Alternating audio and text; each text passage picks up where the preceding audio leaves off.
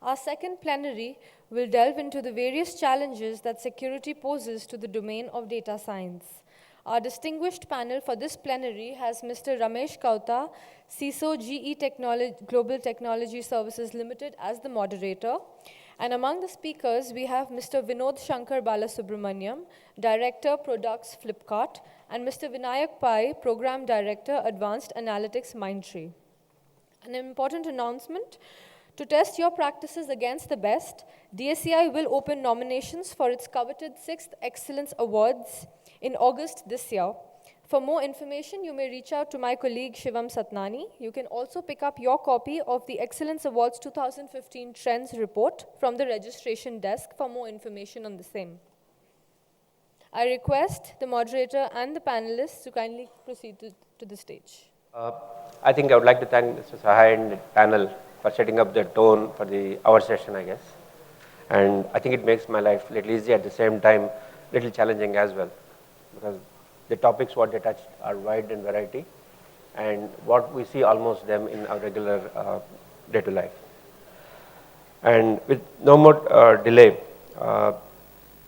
as we've seen the scenario where the data science, how it can help or work with various institutions and organizations, I also would like to take a little deep in the next layer to find out what exactly is the data science and what my co-panelists understand or what we want to share. And we'll spend a little time on the understanding the applications, how it goes, and then we'll see the application of the same in the IT security space. So my first question to Vinayak is, what is the data science and where it is actually applied, and just can you give a brief about it? We have spent enough time discussing about what is data science in the previous discussion. So I would stick to the definition that data science is about extracting value out of data. And where is it used? It's used everywhere there is data.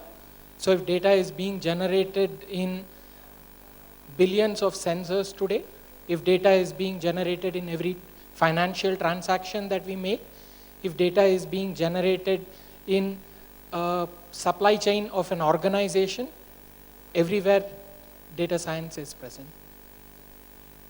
Yep. Thanks. That's precise to the point. Now, when you look at the data science, the next question comes is, who is the data scientist? And we also heard a lot about that analyst. So who is the analyst versus data scientist? What's the difference? Yeah, so I thought maybe I'll give you start off to respond to that question, start off with giving an example. Something interesting that we encountered in one of the companies I work. Basically, there was a correlation that we found out from a study that whenever there were, if folks are familiar with, say, the beer fests in Germany, whenever beer fests were happening in Germany, we found a big correlation that online sales were dropping. So whenever beer fests are happening, online sales are dropping. Anybody here want to hazard a guess in terms of why that happens?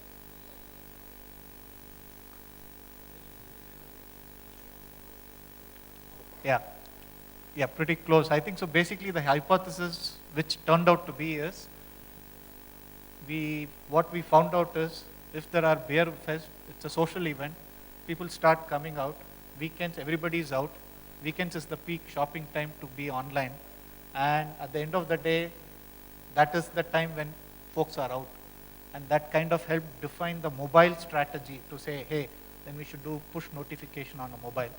But the reason I bring this example, which I personally felt was very interesting in this, is that classically defines what was the role of an analyst here. In this case, there was not just the role of an analyst, in this particular case was not just trying to find out a correlation, coming up with so much of hypothesis, because it was very clear that there was a dip, and it was just not, we were like trying to see what were all the hypotheses. We actually tested for weather, we tested for, is there a currency fluctuation, is there macroeconomic indicators, we test, and out of the blue somebody said, hey, should we test with the timing of beer fest in Germany? And it so happened that in Germany, sales were dropping during this particular time. So that actually explains to me what a data analyst does is looking at data, but actually coming up with these hypotheses, which may be pretty outlandish to begin with, but at the end of the day, it tries to come up with a business recommendation. The business recommendation here was, how do you actually strengthen mobile strategy during this particular time? That's a data. Flip side, cutting it over now to a data scientist is now to say, I have these systematic insights, I'm starting to see very peculiar trends. How do I actually now integrate it and predict? Can I actually start predicting for forward-looking future beer festivals? Can I start planning for and predict what the behavior is? Can I do it in a more systematic way? Can I have algorithms which will look at these variables? That to me is what a data scientist would do. Build on what a data analyst in this case would do. Many instances, one person does all, but I think clearly the science is what we are trying to solve is very different here. Yep. I would like to add something more to that. I could say that data analysis is something which has been there for a long time, and data analysts could be working on sets of data which are historical in nature, looking in the history, looking what has happened, why it has happened. And a data scientist does that and much more, would get into predicting what could happen and could even get into prescriptive mode in telling what can be done to avoid it from happening. So that is what a data scientist does in addition to what a data analyst does. So today's data scientists, they do both the jobs, and from a data analyst perspective, for them, the next step of growth is to become a data scientist. Right. Thanks, Vinayak. Actually, also for trying to find the meaning or the interpretation of the data scientists on the Google, that's one of the easiest thing to do, right? So there are some characteristics defined for this. The data scientist is defined with someone who has a curiosity, intuition, data gathering, standardization, statistics, modeling, and visualization. Looks to be that data science is not going to be a regular IT person is going to be superhuman, I guess, because he need to have all of these things together or bring this characteristic to the role what he play. With that, I actually want to lead to the next question what I have in mind is, what is the role of the historical data in the data science? So does it really require to have huge volumes of data? Because sometimes, as we can predict it, these need to be online. So what do you think about it? Yeah, I would say historical data is subject to context here. If I were to solve a fraud problem, I personally think it should be a fairly long history of data, but I will bias towards more recent events. So fraud, when I look at historical data, I'll say, okay, what is the person's behavioral pattern over, say, a last 2-year history, if we have that history. But more recently, so I come from the fraud and risk space from Flipkart, so I'll probably dwell a little. What we are looking at is, we are looking at, the need from a fraud and risk space here is, we are looking at not just Flipkart, you'll probably see everybody in this, like anybody which is now getting into the marketplace business and trying to enable commerce between, say, one entity, the buyer side and the seller side. I think there is immense potential for things to go wrong if not monitored and corrective actions are not taken. So part of this problem, from an e-commerce world, is really trying to say, have we clearly established the identity of the person coming onto the platform, whether it is the seller, whether it is the buyer, and data is very critical. And when I say identity, it is not just about user information. Do I know the user? Do I know his name, address? No, that's not what is identity. Identity is, do I know what devices the user is doing? Do I know, am I able to say if the user is coming onto the same platform, taking multiple identities, and it could be using different financial information, different devices, different accounts, can I actually get capabilities to say, actually it's the same user, just taking different forms. So that's a classic example of where data is being used to say, establish identity. The second piece that from a data perspective is what I call the modus operandi. fraud happens in a certain way, okay? And we can hypothesize and say, hey, there is, and let me give, maybe some of you have faced this in the online world, is you received an item where, it was not what you ordered, or it was missing, item was missing in the box, or the other way around, right? Which is, you return the item and the seller says, or the company says, hey, there's nothing in the box, you try to return. That's a modus operandi example, something that people might be familiar with. But data is going to basically say, can we really quantify and capture the size of the modus operandi here? And there are several modus operandis in terms of fraud, or what we call use cases, but can we actually quantify and prioritize it to say how big the problem is? Okay, and that is where the role of data is going to come. So to me, like, that is going to be the second stage. The third stage here is now fixing it. I have identified a modus operandi.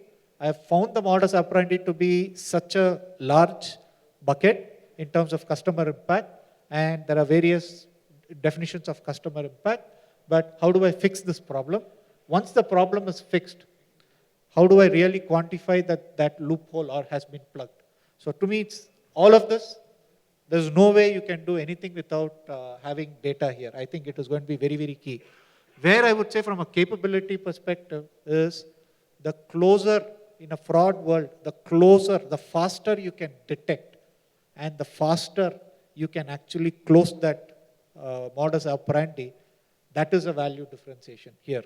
So subtle thing under the framework that I think the subtle thing is the pace of detection. How quickly can it detect? And that's why to me, machine learning, data science, all of that comes into play. If you are going to take time to detect, your far more customers would be exposed to a fraudulent instance. So that's how I would describe where data is going to be useful. I know, like, you want to respond, but when you can respond, you also want to address you to look at the future of the data scientists as well in security space. Thanks. So from security perspective, there were three classic ways of looking at security. There was protect, which is what organizations would do, putting firewalls in place, putting access in place. The second was detect, as and when an event happens, how fast can we detect it? And as Vinod was mentioning, fastly detecting would help us investigate, which is the third angle. How fast can we investigate and identify what the root cause is?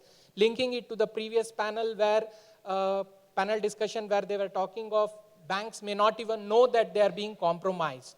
So protect, detect, investigate, these were the three angles which were there in the industry.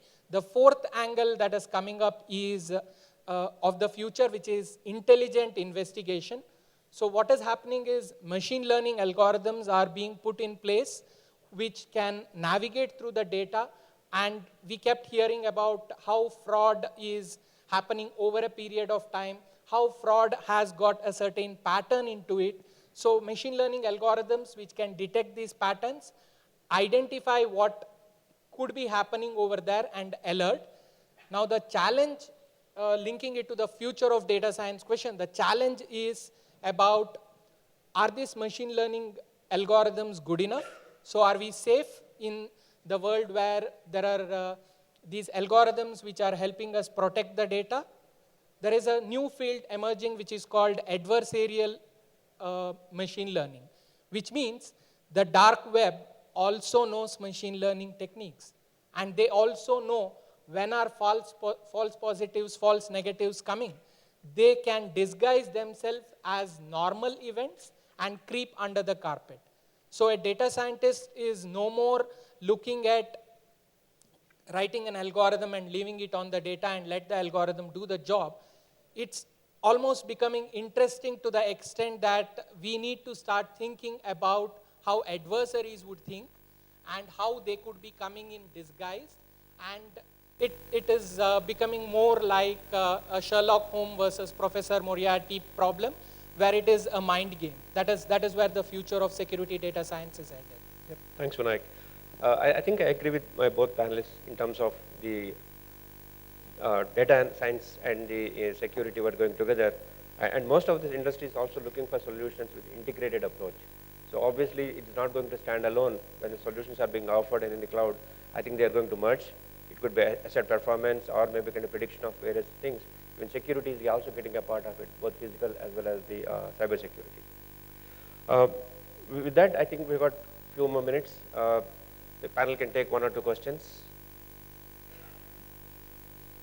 Rakesh, don't ask me the question. Okay, go ahead. Yeah, maybe Rakesh, I think stand up and maybe.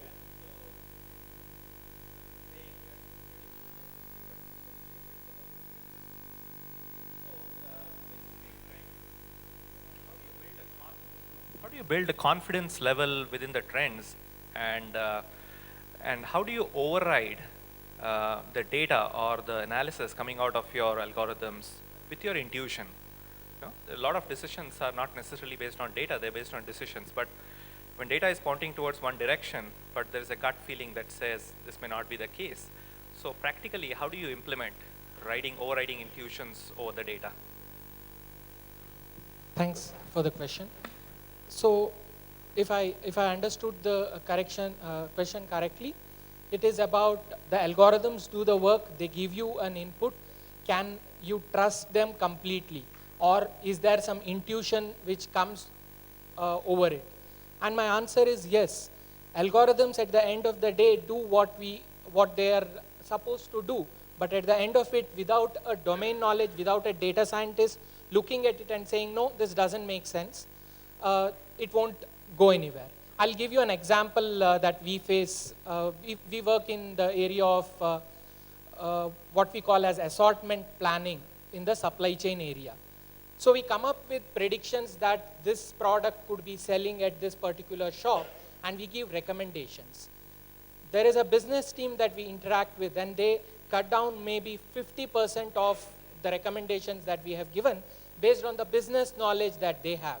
And with that, our own predictions start improving over a period of time. So intuitions definitely play a role.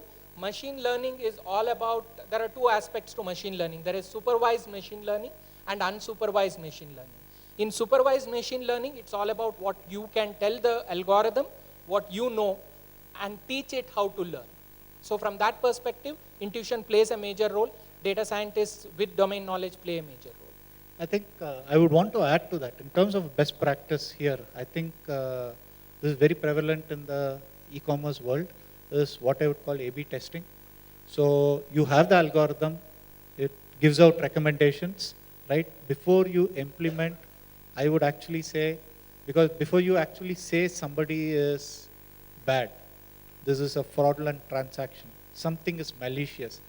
If you get that wrong, if you get that judgment wrong, then you are having a negative customer experience. So what we call the concept of a false positive and true negatives. So it's the same, similar to the court judgment, right? If somebody is good, concluding that they are malicious is far greater source of churn for the business than the other way around. If I miss catching a fraudulent guy, right? So as a best practice, I'm not sure how much it happens in the financial sector here, but at least from the e-commerce space, testing it out is thing. So we actually say, let's expose the algorithm to an A population, a test versus control group, run it in concurrence to make sure we normalize for any other noises in the system, and then get a readout to what exactly happened to the A group and the B group. Yeah. So that's something I would actually, it's very powerful in terms of reducing false positives or your true negatives. Yeah, thanks, Vinod. I think we're running out of time here. I've already got the warning. And I would like to thank my both panelists for joining us and sharing their experiences. And I just want to close with the last one thing. I think in continuation of the question, now the data scientists are coming in a box. Hopefully it may not happen shortly. I think it will take much more time to there, because human intervention is required to predict some of those results. Somewhere, as Rakesh asked, we may have to override some of the decisions as well with the domain knowledge of the systems. Thank you. Thanks, Vinod. Thank you.